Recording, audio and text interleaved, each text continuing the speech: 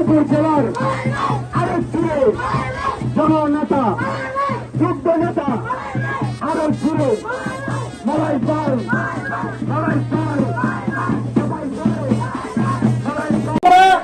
কিছুদিন পূর্বে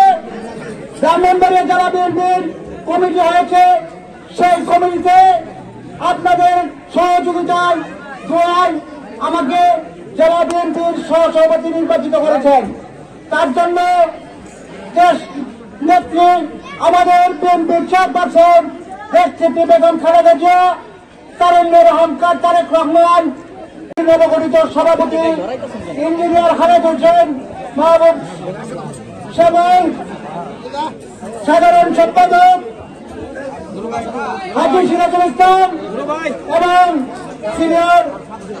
সহসভাপতি জহুরুল ইসলাম হোসেন দুবে এবং উপস্থিত নবীনগর উপজেলা, নবীনগর পৌরসভা, 9টি ওয়ার্ড, 21টি ইউনিয়নের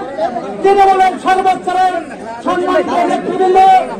এবং বিভিন্ন ইউনিয়ন থেকে আগত সংগ্রামী ব্রাহ্মণবাড়িয়া জেলা বিএনপির সংগ্রামী ছিল